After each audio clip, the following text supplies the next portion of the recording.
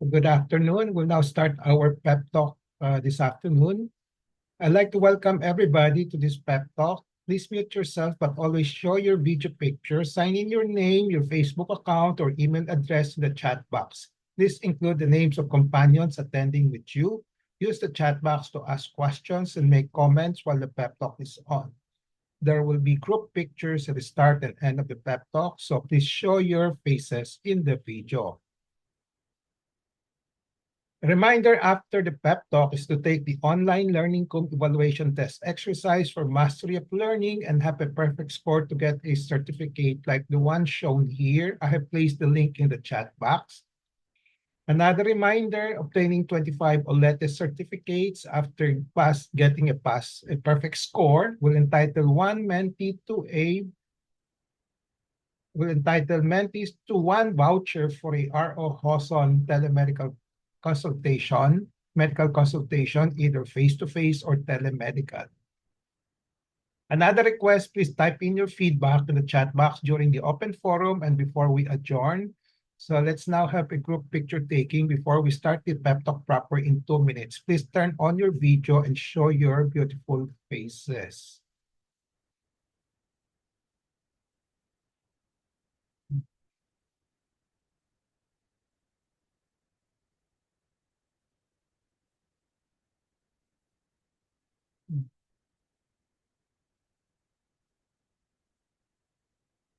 Ready? 1, 2, 3.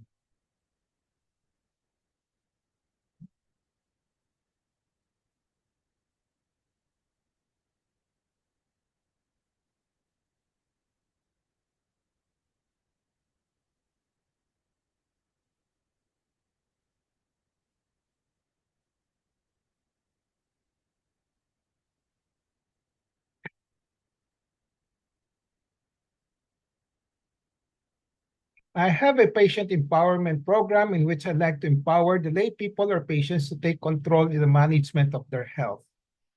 I started the pep talk on May 15, 2021 during the COVID-19 pandemic. There are 3 courses in the pep talk. I completed the core course on October 9, 2021. And then from October 23, 2021 onwards, I've been tackling health disorder and health issue courses. March 18 marks the start of the year 4 of the RO Hoson pep talk. How long the pep talk will last will depend on the enthusiasm, discipline, and perseverance of everybody, you and I. My pep talk today is entitled Medical Anecdotal Report, Hard Nodule, Benign Pala. So this is Tagalog term, benign pala. So the empowerment objective is for the lay people to have an essential understanding on hard nodule, thyroid nodule, benign pala as part of their health management. The content of this pep talk will be the following. What is a medical anecdotal report or MAR? I'll just give a simple definition here, and then I will make a narration, and then I'll give my insight and reflection. So the MAR title will be Hard Thyroid Nodule, Benign Pala. The date of medical observation was this year, 2024. Okay. So a disclaimer is that the RO Hoson pep talk contains my thoughts, perceptions, opinions, and recommendations culled from the experiences of myself, as well as from the writings of other health professionals. The gist of this MAR is as follows. A 55-year-old Filipino female presented with a thyroid nodule 2 to 3 years in duration. Because physical examination revealed a hard, solid thyroid nodule on the right thyroid lobe, a thyroid cancer was suspected. This is hard, solid nodule ang nakapa. Okay. But needle aspiration was done, which yielded 5 cc of colloid fluid, followed by almost complete disappearance of the thyroid nodule. That's why it said the hard thyroid nodule was benign pala. So it turned out to be benign after all. So the initial suspect of a thyroid cancer was changed now to benign. Some of the reflection and learning issues that we will be discussing here would be the following. What are the alert signs for thyroid cancer? What were the alert signs for thyroid cancer present in this particular patient? Am I justified to suspect thyroid cancer present in this patient? Can my palpation and interpretation be wrong or mali? In retrospect or looking back, is there really something wrong with my palpation and interpretation of the hard, solid thyroid nodule? And in retrospect also, looking back, can I be faulted in placing thyroid cancer as my primary clinical diagnosis? Are all hard thyroid nodules cancerous? What are benign thyroid disorders that can present as hard thyroid nodules? And lastly, I'll be giving some tips on the management of patients with similar situations. Let's start with the simple definition of MAR, or Medical Anecdotal Report. It is operationally defined by myself as a brief written report on an actual medical event that involves an actual patient. So, actual patient ito, no? The medical observation must have an impact on the reporter, that's me, in terms of insight gained and which the reporter thinks it's worth sharing with other people like you, especially for learning purposes. So this mark can also be shared to my colleagues, to doctors, okay, and other medical students, okay. But here I'm sharing it with you as lay people. See, the MAR will have two parts: narration of the case of the patient, and then insight or reflection by me. So let's start with the narration. I had a patient, MO, 55-year-old female, who on July 16, 2024, consulted for a neck mass or bukol sa leeg, noted 2 to 3 years ago. So this is the documentation of the records. So 55-year-old neck mass 2 to 3 years ago, and then there's a mass there. Okay. Okay, I'll explain this later on. On physical examination, there was a hard thyroid nodule which felt solid 3 to 3.5 centimeter on the right side of the thyroid gland. The pulse rate, there were no neck nodes, because if there are neck nodes, we will be suspecting cancer. Okay, but there are no neck nodes. And then pulse rate was 68 beats per minute. So my primary diagnosis was thyroid cancer. My secondary diagnosis was a benign thyroid nodule. When you say secondary, if it's not the first one, okay, kung mali yung first one, then the second one will be the correct diagnosis. So the basis for suspecting thyroid cancer in this case is the hard, solid thyroid nodule, which I felt at the time of examination. So that's a personal findings. That's a personal interpretation of my findings. So 2, 3 to 3.5.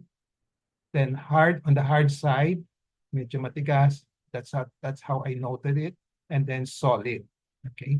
So my primary impression was, number one, cancer. If it's not cancer, my secondary will be it's not cancer. Okay. So there's no such thing as 100% certain in all diagnoses, especially the initial ones. So you must have a backup. So you suspect the primary as the number one suspect, and then the secondary diagnosis will be the second suspect. So I discussed the options of what to do next to the patient after giving the clinical diagnosis and the basis. So I gave the following options: ultrasound of the thyroid gland, and number 2 option will be to do a needle aspiration with or without biopsy.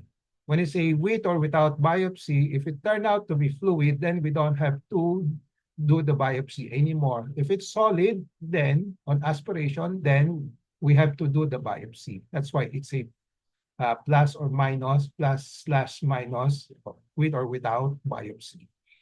So the patient opted for a needle aspiration with or without biopsy right after the physical examination, right there in the consultation room. Okay. So here are the documentation options: ultrasound, needle biopsy. So the patient agreed to the biopsy to be done. Needle aspiration was done, which yielded 5 cc of dark brown colloid fluid. This was followed by an almost complete disappearance of the mass. So 5 cc with almost disappearance of the mass. So my post-needle aspiration diagnosis became, I changed it from cancer to colloid nodule because I have a new findings now. Okay. Colloid nodule, right? And then because of the fluid obtained, I was 90% certain of my diagnosis. So this is these are pictures of the needle aspiration. So stabilizing the mass there on the right side. Okay. Then I inserted the needle and then I aspirated it. And then I was able to obtain 5 cc of dark brown colloid fluid. Sometimes the fluid here will be light brown, sometimes yellowish in color. So with my post-needle aspiration diagnosis being colloid nodule, right, with 90% degree of certainty, I recommended medical suppressive therapy with levothyroxine, initially 100 microgram per day for 1 week, and then 200 microgram thereafter until the next clinic visit. So this is just part of the titration. Start with a smaller dose first, so that to check whether the patient can tolerate 100 microgram, and then if she can tolerate the dose, then we can increase that after 1 week to 200 microgram. Okay. So here is the note here for medical suppressive therapy after getting a 90% degree certainty on the diagnosis of a benign colloid nodule. Okay. Then I also ordered for an ultrasound as a baseline because we'll be monitoring this patient's nodule. So as I said, I recommended ultrasound of the thyroid for baseline monitoring purposes. And then I also recommended self-monitoring, asking the patient to monitor herself, the thyroid nodule, and her neck. So 2 weeks after, she came for a follow-up visit. The right thyroid nodule has decreased in size from 3 to 3.5 centimeters to about 2.5 centimeters with 200 microgram of levothyroxine. So in just 2 weeks, no? Actually, 1 week pa. 1 week pa lang, no? With 200 microgram.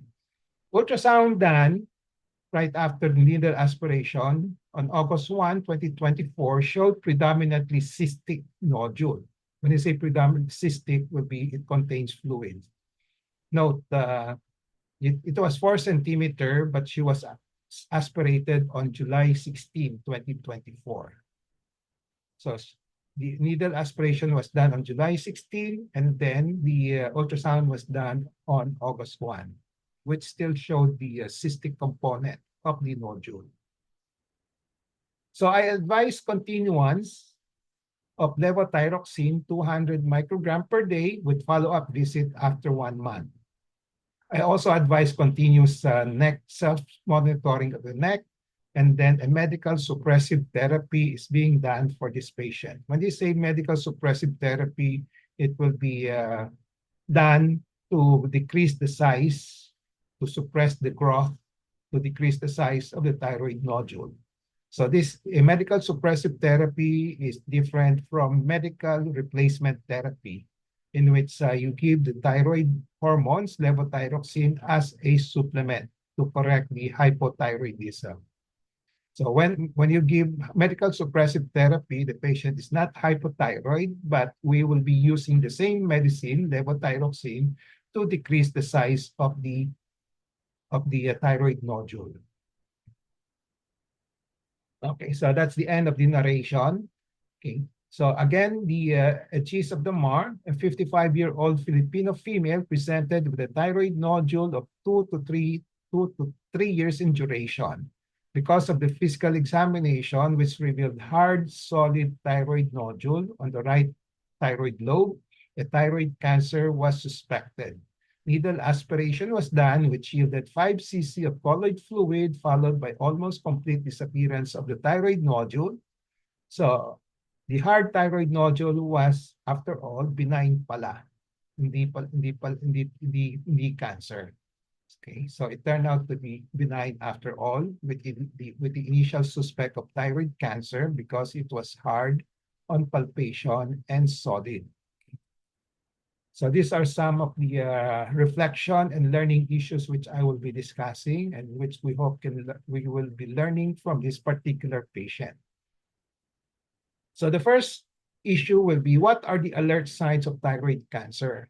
The alert signs will be the following. You have a thyroid nodule or nodules, so more than one buccal, which are solid, hard, non-tender, hindi masakit, and fixed, with signs and symptoms, with signs of skin invasion, and then with neck nodes. Kung may neck nodes, you suspect thyroid cancer, and kuminsan, there's already a distant mass suspicious for a metastasis. Example, if distant mass, meron na siyang mass sa scalp, no? Ganon.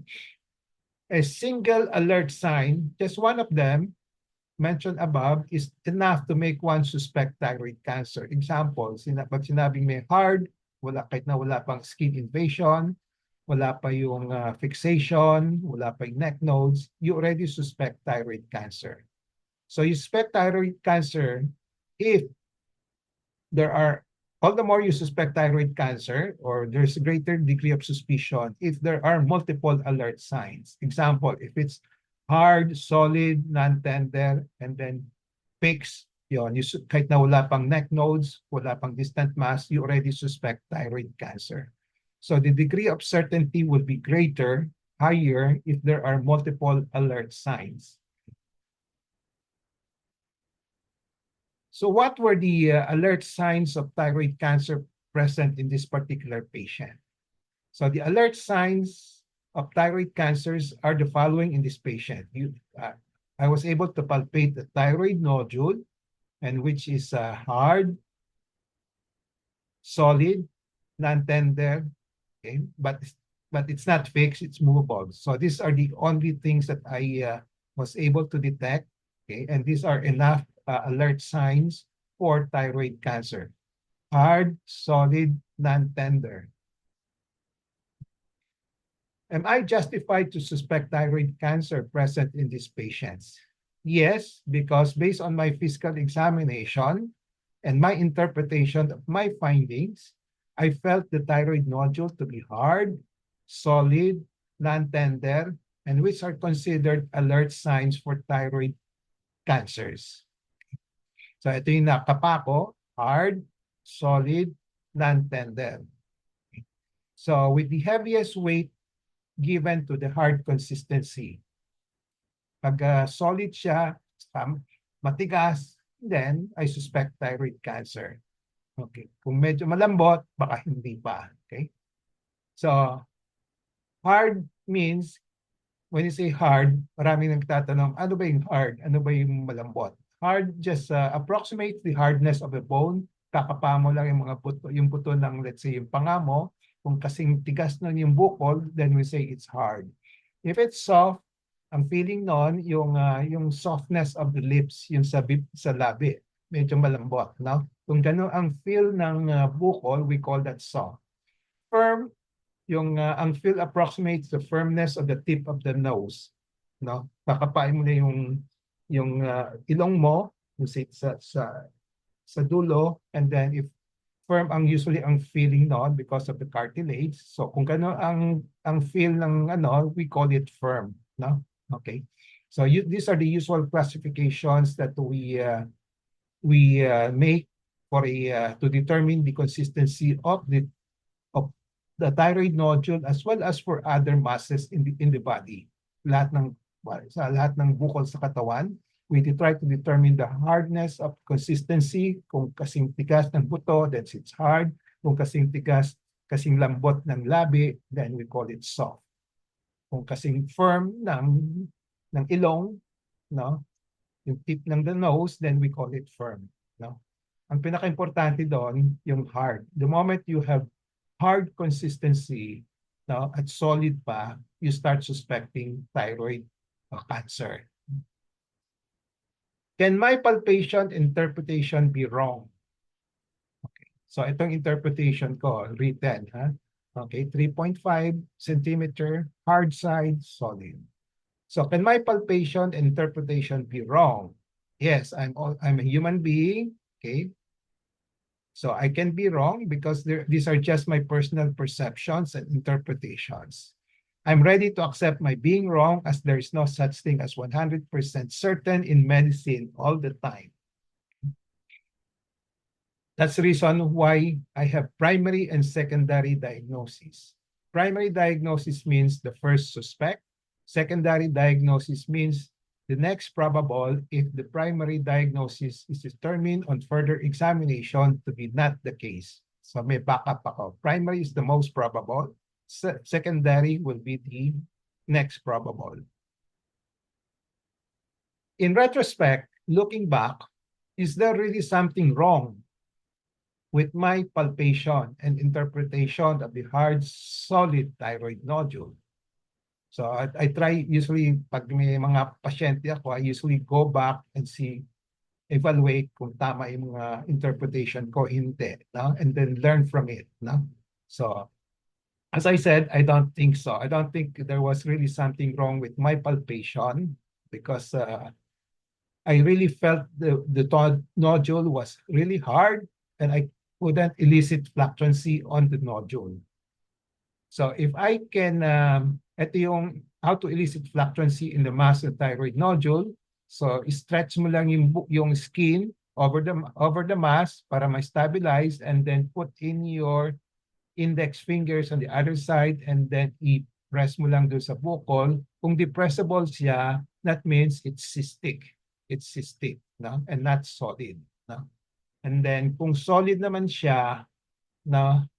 At titingnan natin kung gaano katigas, gaano kalambot, no? So yung hardness, as I said, it feels nasa hard side, it approximates the hardness of a bone, no? Okay. Not exactly the hardness of a bone, pero it approximates, no? Ganon.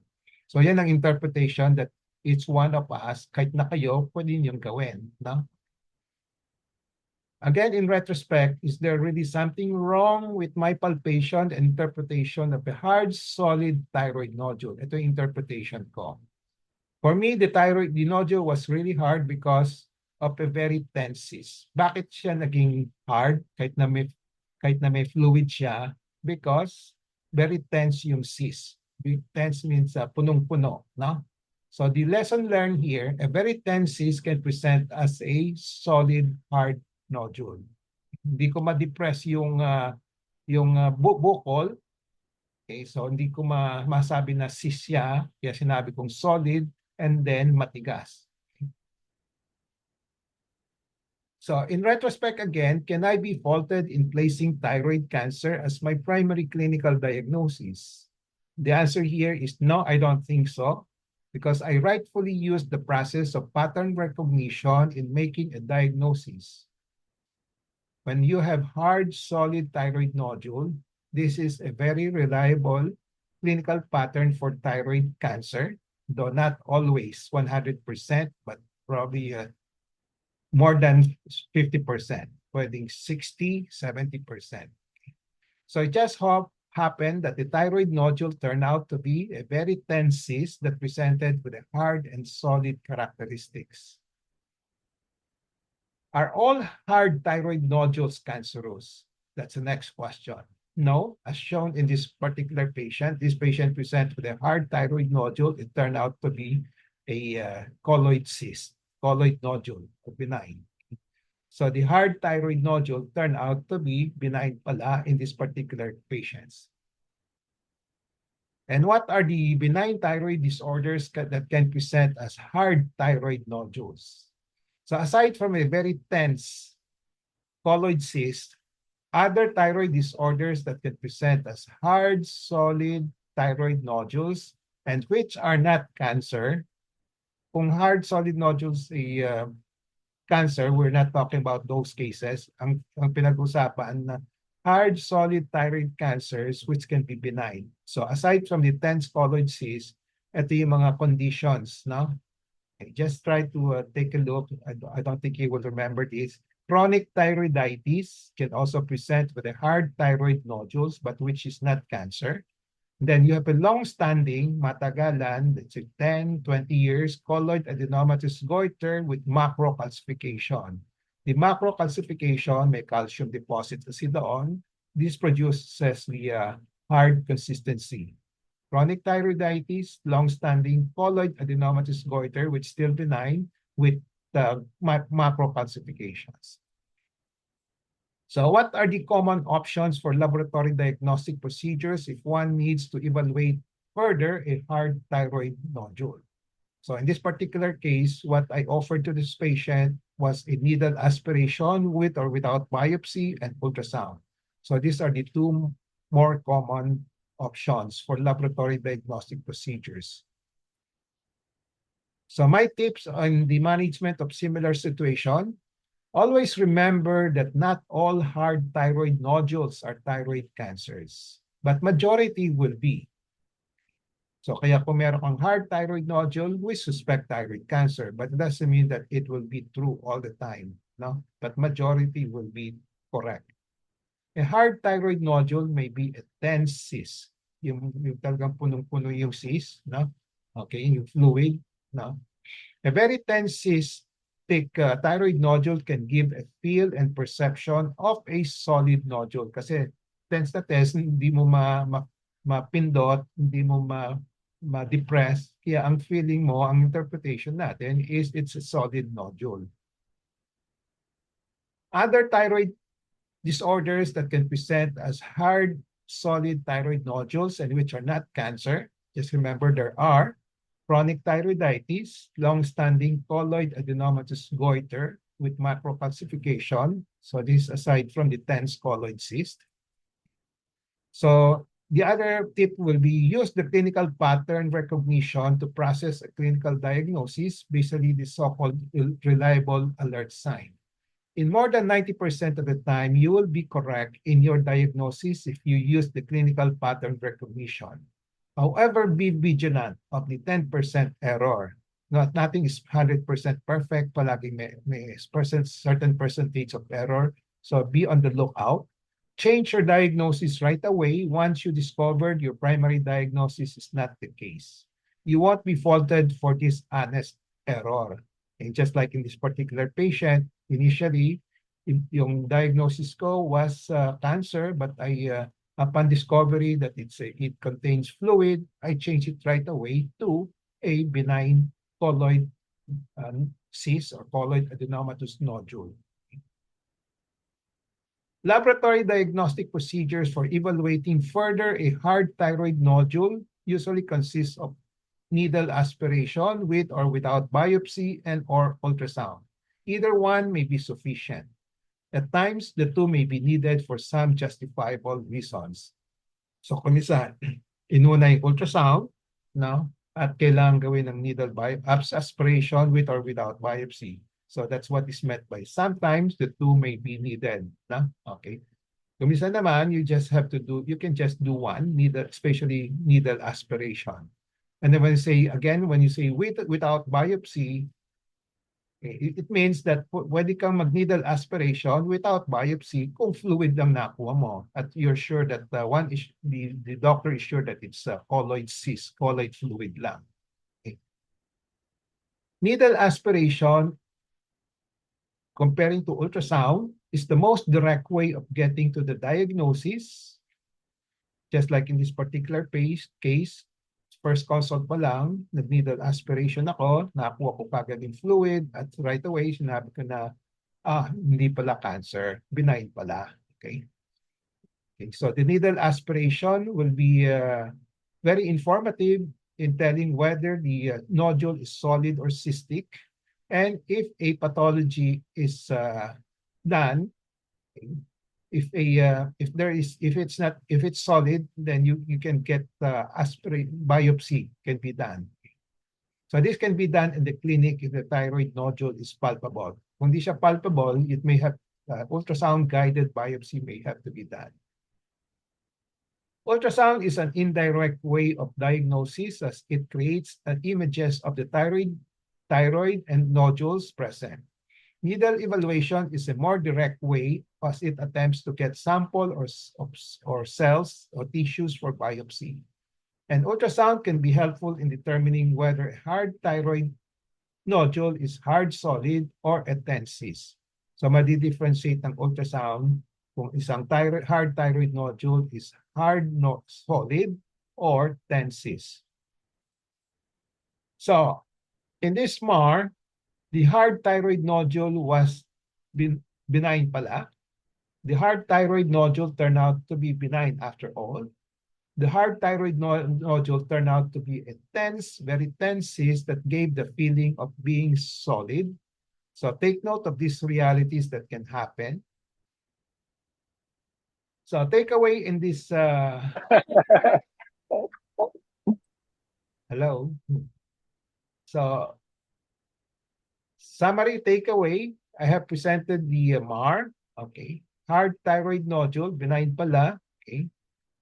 And then the gist of this MAR, again, 55-year-old Filipino female presented with a thyroid nodule of 2 to 3 years in duration because physical examination revealed a hard, solid thyroid nodule on the right lobe.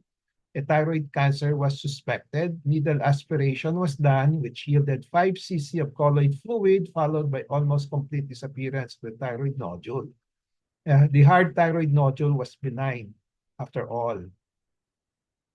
So I have presented some learning, reflection, and learning points and issues here, which I will not enumerate anymore. So takeaway in relation to patient empowerment, be always in touch with reliable medical information on the so-called hard thyroid nodule. Knowledge is power. It gives power. Use the 4Ks of patient empowerment, kaalaman, kakayanan, karapatan, kapangyarihan to gain greater control over decisions and make better decisions on the management of hard thyroid nodule as part of your health management. So this ends my pep talk today. I hope I have empowered you to have an essential understanding on hard thyroid nodule, benign pala, as part of your health management.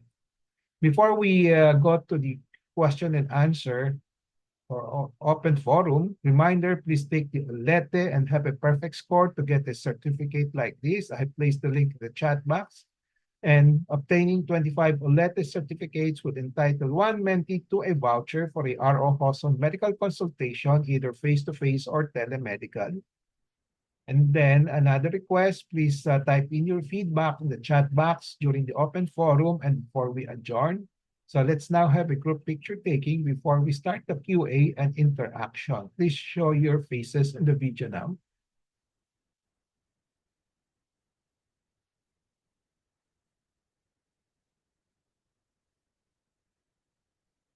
Okay. Ready? Get set. One. Sino pang wala? Okay. Okay. Everybody's the picture now. 1, 2. Okay.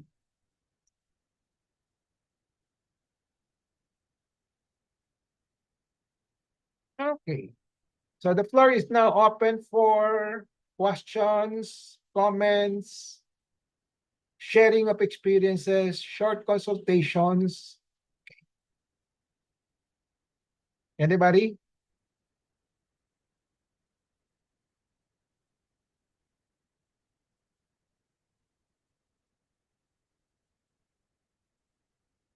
Anybody? Jeng, you want to tell your experience? Si Jeng may thyroid nodule. Yes po, Doc.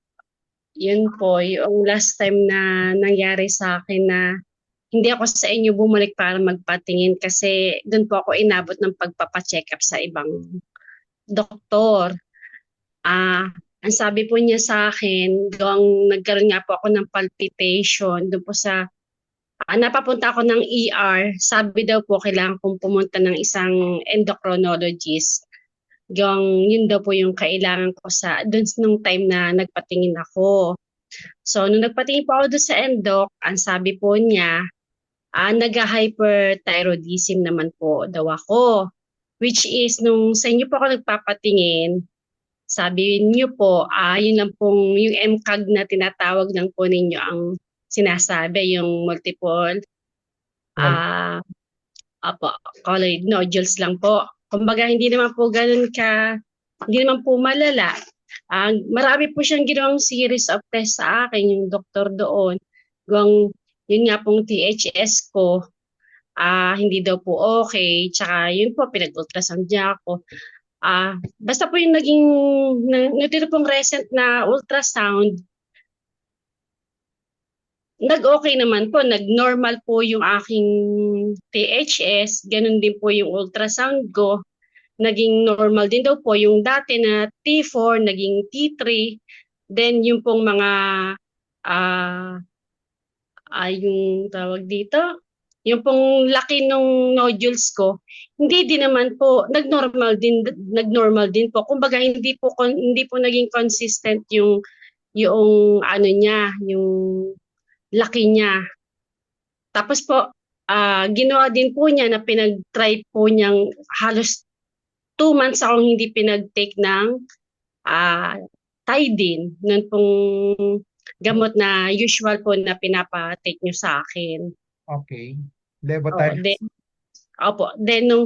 nitong last Tuesday po na magpa-check up ako sa inyo, yun na nga po, kinuwento ko po sa inyo yung lahat ng nangyari sa akin. And syempre po, nung una nag-aalala ako kasi ganun po yung sinabi ng doktor na medyo kailangan pa daw po na gusto po niya na ipatanggal ko yung aking goiter. Sabi po, ganun daw po kasi baka daw po maging cancer pa. Pero yun nga po, nung nag-ultrasound ako ng panibago, pati po THS, at pinakita ko sa inyo yung result, at ginawa po nating kapainin niyo yung aking leeg, yun po, doon po ako nakapante na sabi niyo, wala naman po ako ang dapat ipag-alala, hindi naman po siya dapat operahin, at yung pong nodule sa halos, wala naman po kayong makapa. Parang yung poong sa ultrasound at yung pagbabase sa ginagawa niyong pagkapa sa leeg ko, nagkakaroon po ng diferensya na mas okay po talaga na ginagawa natin yung self-monitoring ng pag-aapa sa thyroid or sa breast natin para po talaga malaman natin kung nalaki ba o hindi yung bukol na meron tayo sa tulad ko po sa thyroid. Yun po. Okay. Self-palpate and then, okay. So yung kay Jeng, multiple colloid adenomatous goiter, wala naman tayo nakakapa, di ba? Malilit lang siya, no?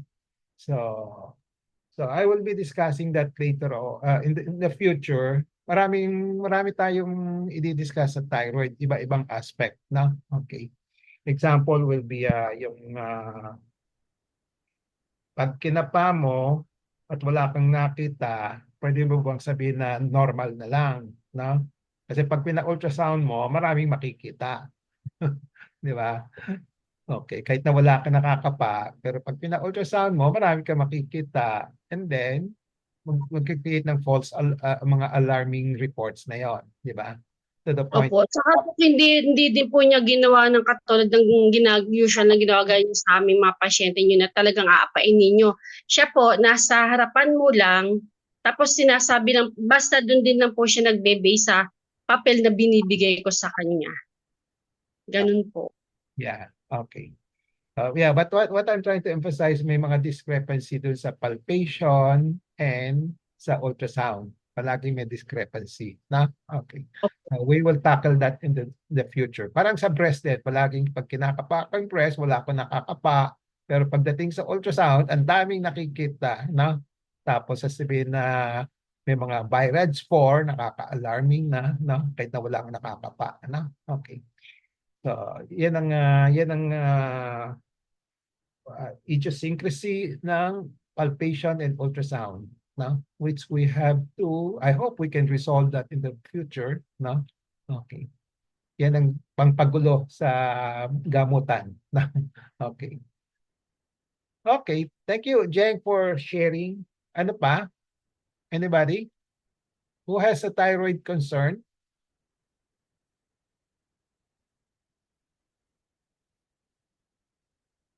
Wala?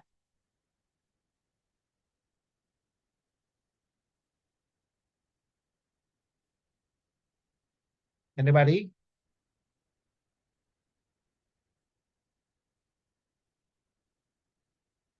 So, importante yung pag tumitingin ng mga doktor sa mga pasyente, kakapain yung leeg, no? And then, from there, kung ano yung findings, that will serve as a guide kung anong gagawin susunod, no? Okay. So dapat pagkapa, meron ng diagnosis, no? Kung may suspetsa kung ano, cancer o hindi, and then from there on, titingnan kung kailangan yung diagnostic procedures like ultrasound, like needle biopsy, no? Okay. And then the other lesson here is that you can change your diagnosis right away, no? There's no such thing as 100% perfect na diagnosis, and then it will stay that way kung saan nagbabago yon, na? Okay. So basta importante, palitan ka agad ng doktor yung diagnosis once na-discover na may bagong development at merong mga kailangan baguhin, na? Okay. Okay. So, sino bang may thyroid concerns? Susan, you have a thyroid? Susan, Basig? Okay. Violeta, you have a, ano? Yun sa akin, Doc. Oh, yeah. Sino? Si Susan? Si Susan muna. Si Susan, may... Unmute yourself. Unmute. Doc, no question ako, parang na-explain mo naman pong mabuti na yung mga signs, when to suspect. Tapos, although yung case ng patient is, di ba, hard siya, na naging benign naman. Pero others, merong lumabas, di po ba, na ano, na like yung sa mga test niya or ano, tsaka yung nakapa mo, yung ganun. So parang bago, kumbaga kung ako yung pasyente, bago ko isipin din na it is a cancer, I have to undergo all the processes. Parang na-mention mo naman po yun. And yun din, parang enlightening din sa akin on how to go about it. Dun sa, kung nalaman mo na ito yung gagawin, ito yung mga next processes na ipapagawa mo. Eh, unlike nung isang patient, si Josie ba yun? Si Jeng, na so sad naman na hindi ka kinapa ni doktor. Diba? So kung ganun, Doc, pwede ko bang sabihin yun dun sa doktor na ma-question ko kung ano yung kakulangan niya? I mean, I have expectations. I-voice out ko, okay lang po ba yun? Will it be ethical for me kung i-question ko siya na, hindi niyo po ba ako kakapain? Hindi niyo po ba ako parang lab test lang ba yan? Ganon. Di po ba? Parang kulang. Kaya niyo sabihin sa doktor, Doktor, kapain naman yung leeg ko. Oo naman po, di po ba? Pwede naman, di ba? Pwede po. Okay, Doc. Thank you. Kasi madali naman kumapa di ba? Oo nga po. Parang short of basis naman po kasi siya. Nakaupo ka lang, you don't have to lie down, di ba? Opo. Yun na. Okay. Okay. Thank you. So yung mga findings after yung kapaan, it depends on what yung number of findings, no? As I said, kung mas maraming alert sign, mas sigurado na cancer, no? Kung isa lang, let's say hard lang, no? Ang suspect lang, probably about 60%, no, na cancer, no? Pero kung hard siya at fixed na hindi siya gumagalaw, ang suspetsa mo tataas na to kung fixed talaga, kung hindi siya gumagalaw, ang suspetsa mo will go as high as 90% kaagad, no? Okay? From 62 magja-jump sa 90%, no? Okay. Opo. Ngayon, kung may kulani pa, no? May kulani, Roots. it will be as high as 95% na. Sigurado na yon, no? Ganun. So it all depends on ilan ang alert signs present, no? Pero as I said, one is enough to make you suspect cancer, no? Mhm. But this has to be, kung 60% pa lang, you have to do more diagnostic procedure. Kasi usually ang target natin, yung mga rules for not, let's say, as a rule, we don't have to do diagnostic procedures kung more than 90% sure na tayo, no? Okay.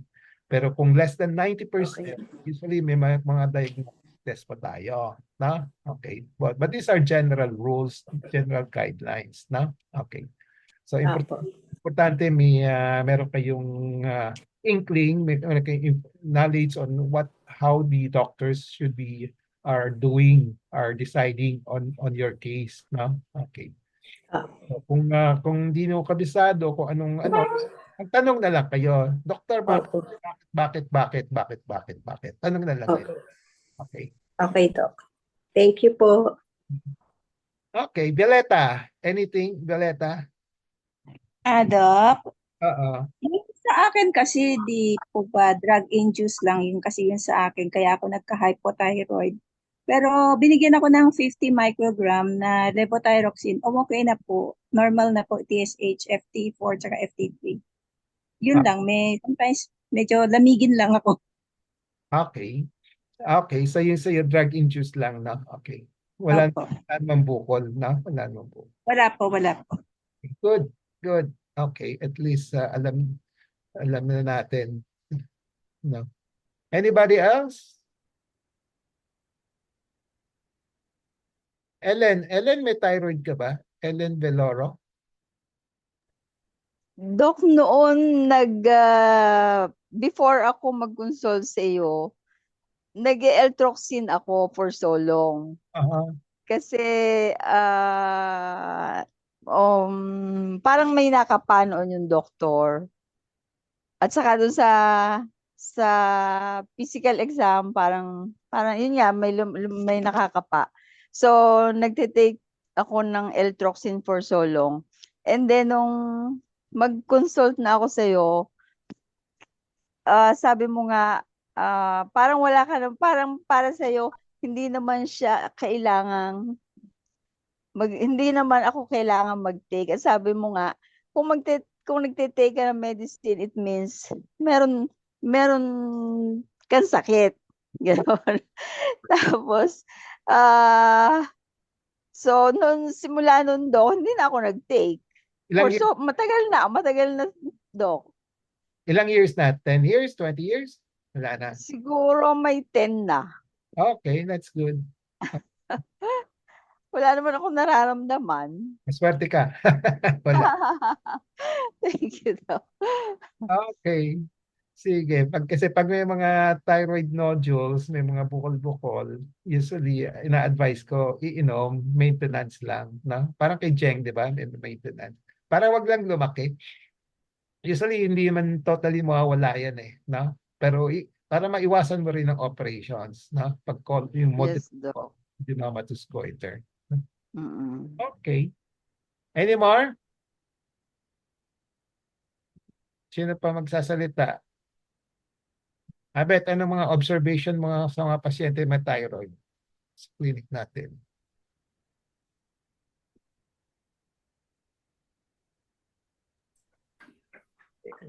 Pero ang mga... Doc, I have my husband here with me. Pwede ba siyang mag-question? Sure. Hello. Hello. Good afternoon, Doc. Okay, good afternoon. Yes. Tatanong ko lang, I am experiencing kasi hypothyroidism. Hypo. Okay. Now, nung huling tingin po sa akin, I have sa ultrasound, I have 5 nodules. Then, nung sumunod kong ultrasound, naging 3 na lang. Okay. Is that a sign that ano po bang maging reason but nabawas yung aking nodule? Is it the levo or is it whatever? I do not know eh. Okay. Medyo madali sagutin yan, pero we have to verify first.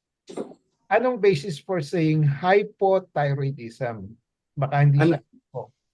Opo, kasi ever since nung una na operahan na po ako ng nagkaroon ako ng thyroidectomy. Okay. Na-thyroidectomy ka na. Kailan? Opo. Sometime in 2008. 2008. Yes. Opo. 16 years na? 8. Yes, Doc. So, anong tinanggal lahat? Yes po, nag-undergo rin po ako ng aspiration. Meron lump dito sa aking leeg, and I go through aspiration, and the surgeon found out that it is benign. One nodule lang. One lump. One lump lang. So, Opo. which side? Left side, right? Right side po. Right side. So, after the biopsy, inopera. Hindi ka na biopsy ka ba before the operation? Yes, Doc. Okay. So, biopsy benign, pero nagpa-opera ka pa rin. Nagpa-opera po ako dahil naiilang po ako dahil obviously nakalabas yung lump niya at hindi po ako mapakali. Okay. Sige. Then, from then on, nagkakaroon ako ng quarterly check-up, monitoring. Tapos, every time, 3 modules. Okay, hindi. Okay, let's go back. Backtrack natin, ha? So, during kasi one-sided lang yung bukol mo, so, nagpa-opera ka, no? And then, kasi ang options noon na pwedeng gawin, kung one side lang, kung talagang one side lang, is 1/2 lang tatanggalin, no? Tama po. Okay. Pero yung sa'yo, bakit total ang ginawa sa'yo? Kasi hindi po total, Doc. 1/2 Ha? lang po ang tinanggal. Yung Ah. right lobe, the right lobe only. Right The lobe left lang. lobe was Okay. natira. Okay. So kung 1/2 ang natitira sa iyo, walang usually you won't go into hypothyroidism, no? Opo. Kasi pag tinanggal yung buong thyroid gland mo, no? Or let's say kung yung tinatawag na near total, no? Ang iiwanan lang no, konti-konti lang, no? Okay? Magkakaroon ka ng hypothyroidism, no?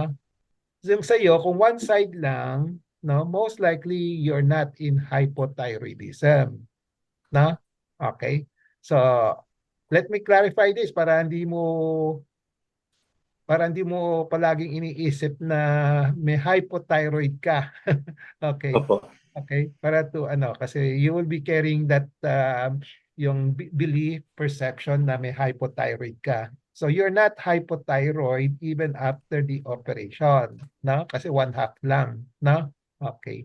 So bakit ka binigyan kasi ang meron ka will be colloid adenomatous nodule, tama? Opo. Colloid nodule, tama yung diagnosis sa'yo. Tama ba ako? I can't remember it already. Pero benign. Yes, benign po.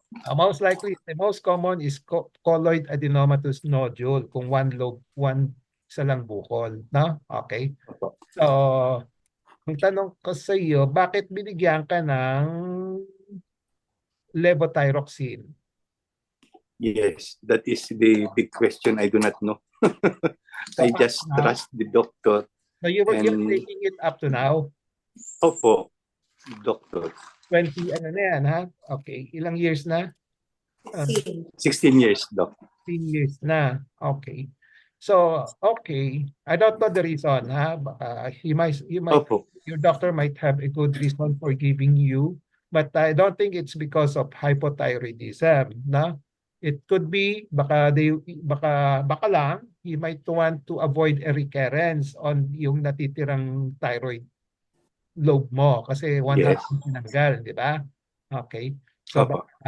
baka he wanted to avoid a recurrence. So you've been taking levothyroxine for the past 16 years, no? Ilang tabletas per day? Bali 75 mcg. Okay, Ilang 75. Dalawa po, 50 and 25. Okay. Ilang Bas total of 75 once a per day? day, per day? Yes, Doc. Once a day? Twice a day? Once a day. Once a day, bakit hinati pa? Twice, 70, Once a day. 75 mcg once a day. 75 mcg, one tablet once a day. Yes po. Bali 2 po, wala tayong 75. Ano yung sinasabi mong 25-50? Yes, 50 yung isa, 25 yung isa para ininumin ko 75 mcg po. Kasi walang preparation ng 75. Wala kang Opo, tama po. Okay. Pero actually may preparation na ngayon 75. Pwedeng isang Ganun po ba? para isang inuman na lang. May 75 na preparations, no? So, pinainom ka, okay, I just want to assume most likely baka gusto niya to avoid a recurrence on the others, yung natitirang thyroid lobe mo, no? Okay. Opo. That you're saying, meron kang mga nodules on that remaining thyroid lobe mo, tama? May Opo. from 5, naging 3, ganon. Opo. So, yan ang tinatawag na colloid adenomatous nodules pa rin, goiter, no? Okay. So, pwedeng umulit, no? Kasi mayroon ka pang thyroid, no? So, kung usually long-term treatment yan no? Okay. Opo. So, babantayan na lang, no? Hindi namang palpable, hindi man malaki, di ba? Hindi po barely para mga less than 1 centimeter, ganyan ba? So, Opo, kaya sabi niya, just let go of it. We cannot do parang aspiration. Hindi tayo makakuha dyan ng sample mo. okay. So, Kaya, ang diagnosis ko sa iyo, based on what you told me, I hope I'm correct, is that you have colloid adenomatous nodule, yung first operation mo. Now that you have multiple colloid, kasi apat, no? So we call it multiple colloid adenomatous goiter, no? Okay. So benign pa rin, no? Okay. yes, salamat. So you're being given yung levothyroxine, no? 75 microgram. I-maintain mo na lang 'yon muna, no? Para wag lang lumaki, no? Okay. Opo. Thank you, Doc. So tanggalin mo na sa isipan mo yung hypothyroid. You're not hypothyroid. Is it all right to tell this or it would be unethical for me to tell this to my doctor? Unethical to tell this to my doctor? To tell this to my doctor? No. I won't mention your name. No. Yeah. No. You Yes. want to ask him. Yeah, it's a she, her. Okay, you can talk to her. Baka hindi lang na-explain na mabuti last time. Yes, Doc. Sino nag-opera sa'yo? Hindi ba it's a surgical doc and hindi naman po yung aking doktor na sa sa thyroidectomy. So, a surgeon. Okay, surgeon nag-opera and then ang follow-up mo with an endocrinologist. Opo, tama po.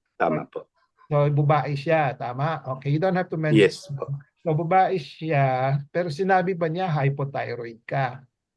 Opo. Okay. Kasi kung 1/2 lang, one half lang tinanggal sa'yo, you should not be going into hypothyroid. Kung talagang may thyroiditis ka, kung talagang baka thyroiditis nga ba? No, it's hypothyroid ako raw, sabi. Yun ang sabi. Yung Yung po, diagnosis kasi wala akong copy noon eh. It's either I'm trying to justify kung ano yung ginagawa nila, yung recommendation nila, no? Pag sinabi opo, kasi kung colloid adenomatous nodule, kung one half lang tinanggal, no? 98-99% you won't go into hypothyroid. ganun po ba? May natitira pa. Parang sa kidney, you can remove one kidney, you can still survive with one kidney, di ba? Okay. Tama po. Sa thyroid, ganun din, you have left and right side. You can remove one half, no? You can be, normal pa rin yung thyroid function mo with one half, no? Pwede. Opo. Okay. So the only thing that I am yung kung talagang hypothyroid ka after the operation, baka thyroiditis ang meron ka, chronic thyroiditis. Okay, yes. So you check yung report mo. Yung kung Opo, Doc. Yes. may thyroiditis or colloid adenomatous nodule, no? Kung colloid adenomatous nodule, usually hindi ka magiging hypothyroid after one-sided operation lang, no? Kung may thyroiditis ka, that could explain na nag-hypothyroid ka, not because of the operation but because of yung sakit mismo na thyroiditis, na? Thank you, Doc. Baka mas nako-confuse ka na sa akin. Hindi po. Hindi po. Okay. Then you can take yung supplement, no? Sa ngayon kasi sabi mo may 3 nodules, 4 nodules na, di ba? Okay. Opo. So you can just maintain yung levothyroxine mo para wag lang siya lumaki. Yes, Doc. Salamat po. You're welcome. Okay. So you can ask for more information with your doctors. Baka may misunderstanding lang kayo dati. Yes, Doc. Okay? Thank you, Doc. Thank you, Doc. You're welcome. Okay. Any more? Thank you for all the sharing. Mas maganda yung mga ganun. Okay, sino ba ang huli ko? Okay. So wala nang tanong. Okay. Ray Benjamin, Oson, any last comment? O Abet, any last comment?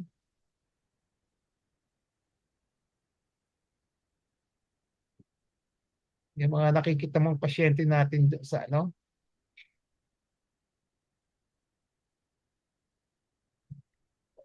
Nana? Ha? Doctor, meron lang ako kasi parang meron ako narinig na comment ng isang doctor din. Why do they always refer patients with thyroid nodules or increase in FT4, TSH, FT3 to an endocrinologist, not to a surgeon?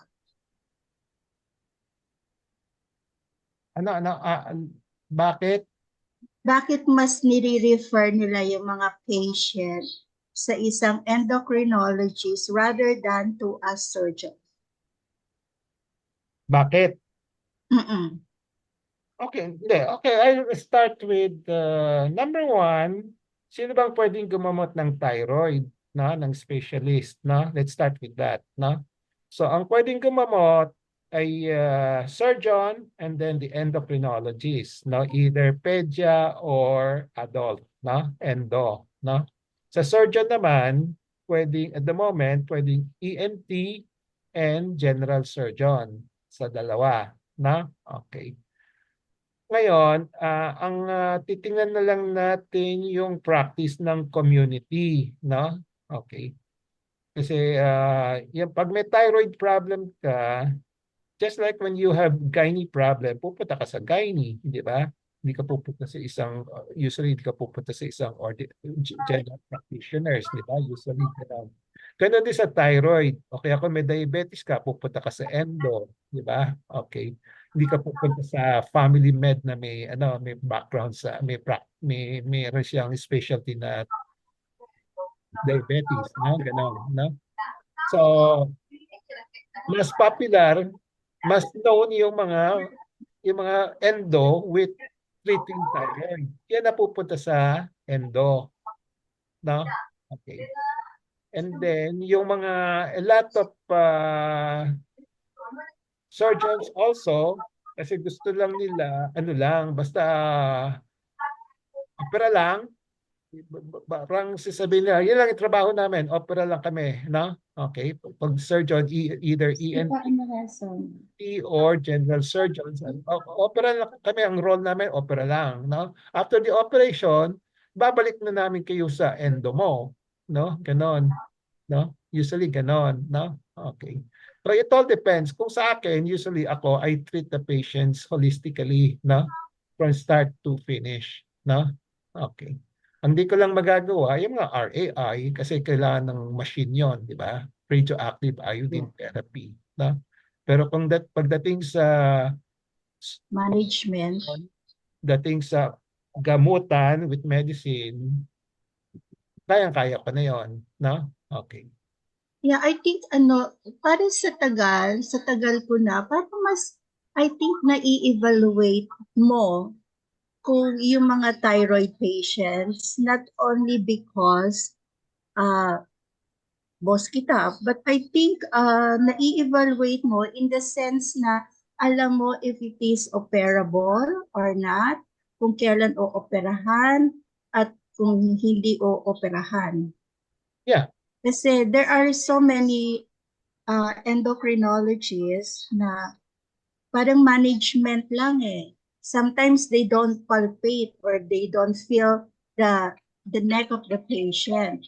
Pero ang surgeon, talagang you palpate it, you check every now and then kung ano. So I think mas parang preferable na sa surgeon, di ba? Makita yung may mga thyroid problem. And it all depends on the doctor, not because may mga surgeons hindi rin kumakapa eh. Basta pag may referral sila sa endo, may nakita yung ultrasound, may buko, yun, opera na. Kasi sabi ng endo, operahan, di ba? Okay, operahan na. No? So it all depends on the doctors, no? Okay. Kung ako ay kinakapa ko, no? And then ini-evaluate ko kahit na merong referral from an endo from elsewhere, no? Kaya madalas din nangyayari na i-refer sa akin for operation, pero sinasabi ko pwedeng hindi naman operahan, di ba? So pwedeng gamutin, no? Okay, so nagbabago, no? Unlike other surgeons, pag may referral na from endo, susunod-sunod na lang sila, no? Okay. So hindi na nila iko-kontra, no? Kasi pag kinontra nila, hindi na magre-refer yung yung endo, no? Yung sa akin, I'm being honest to my patient, no? Hindi bali na ma-turn off yung aking endo, sinasabi ko sa kanila, options, pwedeng operahan, pwedeng hindi. Na kung gusto niyong hindi operahan, pwede nating subukan. Diba? Okay. So marami na tayong pasyenteng ganon, di ba? Opera na sana, pagdating sa akin, gamot. Wala. Hindi. Gamot muna, no? Ang aking mga thyroid naman, pag thyroid cancer, yon walang issue. Ang priority talaga operasyon. Pero majority of thyroid nodules are not cancer eh, di ba? Colloid adenomatous nodule. Pwedeng i-aspirate and then gamot lang, no? Okay. So pwede yon, no? Okay? Okay? Yeah. Ray Benjamin, last say before we close the session. Ayun nga, na-notice ko sa mga patients natin, most tinitreat mo with medication more than surgery. Yung iba kasi outright, basta may nodule, aggressive na surgery. Pero ikaw lang yung nakita ko na nagko-conservative at nag-treat with medical management muna and i-check yung response niya. Talaga, ako lang nakita mo rin. Nakita mo rin yung difference. Okay. Yeah. Yan ang personal stand ko, yeah. Yeah. So pagka benign siya, subukan ko muna sa gamot kasi kung makokontrol naman kasi kadalasan sinasabi ng endo, walang hindi effective yung gamutan, levothyroxine, no? Akin, 90% from my experience, lumiliit. Hindi ko sasabihin na completely mawawala. At least liliit, no? Okay. So to the point na hindi na siya halata, di ba? Kasi kadalasan nagpapa-opera ka kung halatang halata, nakabukol, pangit tingnan, di ba? Bumubukol ang leeg, no? Okay. Pero kung mapapaliit mo, no, na to the point na hindi halata, parang kay Jeng, hindi halata, di ba? Yung mga bukol-bukol. Bakit mo pa operahan, di ba? So kung hahabulin mo yung mga bukol na yon, mas maraming komplikasyon na makukuha mo, no? So you have to consider yung number one, yung komplikasyon ng operasyon, no? Yung loss of voice, no? Yung mga hypoparathyroidism, no? And then yung mga pag nag-total thyroidectomy ka na rin diyan, iinom ka pa rin ng gamot for life, di ba? So, uminom ka na lang gamot, di ba? Wala ka pang operasyon, babantayan mo lang, di ba? Okay. So yan ang reason ko, no? Okay? So gamot kasi pag benign, gamot muna ako. No? Okay. Okay, so maraming pa tayong issues na i-discuss sa thyroid, no? Anyway, today is just one part of it. Pero you're free to ask questions outside the topic. Ang topic kasi ngayon yung hard thyroid nodule, which turned out to be benign. Okay? So yan ang natuto ko rin, no, na impart ko kasi pag nagtuturo kami sa mga young doctors, pag matigas, you think of thyroid cancer. Diba? But there are exceptions to the rule, no, na pwedeng benign. Like in this particular case, inaspirate natin, no, turn out to be very tense yung colloid cyst, kaya ang feeling noon hard, no? Hard ang feel, no? Okay. Okay? So look forward to, okay lang itong yung format natin na MAR. Okay lang ito, yung format natin ngayon, case patient. Yes, yung Yes, Doc. yeah, patient's case, yeah. Okay. Yes, Doc. Very interesting. Kasi para ma-discuss natin, hihimay natin yung isang aspeto, yung isang pasyente, no? Okay. Kaya Tsaka marami, may evidence, ha? parang evidence, what do you call this? Parang you're presenting a case wherein may mga ebidensya talaga na nangyayari yung ganon. Na matigas pero benign siya kasi the others are matigas, they will think it is cancer na. So this MAR is better than before. Okay. Okay sa inyo? Yes po. Yes, Doc. Yes, Very okay realistic. na okay. So we will be presenting a lot of this thyroid pero iba-ibang aspeto, no?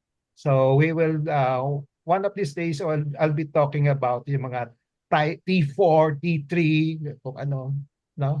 Paano natin isosolve yung gulo na yan. Medyo magulo rin yan, no? T3, T4. Pag may T4 kayo, sasabihin sa'yo, opera ka na, di ba? Okay. Okay. So, okay. So with that, okay na. It's 3:20 na. Okay. Pwede tayo mag-off. Okay. So we'll call it a day. We'll see each other next week. Baka i-alternate ko na lang sa breast naman. I-alternate natin breast, thyroid, on other topics. Na? Okay. Yes po. Okay. So if there are no more questions, let's call it a day. Okay. Bye-bye. Thank you. Thank you, Doc. Bye-bye. Thank you.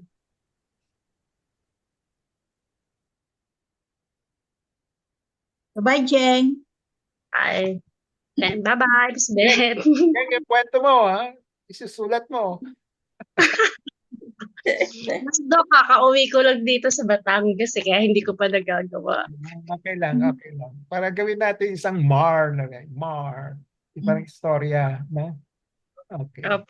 Yan kadalasan yung tinatanggal yung ano, yung mga gamot, no?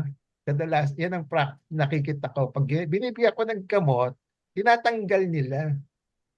Oh, Dok, hindi ko talaga mawari para sabihin niya sa akin hypothyroidism ako kahit ini-insist ko sa kanya na yun lang, MCAG lang yun sa akin. Sabi ko, syempre po, nagpatingin na po ako sa iba. Yan po yung ano lang sa akin. Pero, yun nga po, sabi ko, sige, tumahimik na lang ako. Sabi ko, babalik ako kay Dr. Sasabihin ko yung mga sinabi niya. Kaya, Saka ginawa, opo. yeah, we will discuss that. Maraming issues dyan eh, no? So, himay na lang natin through MAR, no? Okay. Si baby, Dr. Ewan ko ba't di siya nagsalita? Di ba meron siyang thyroid problem also? You know?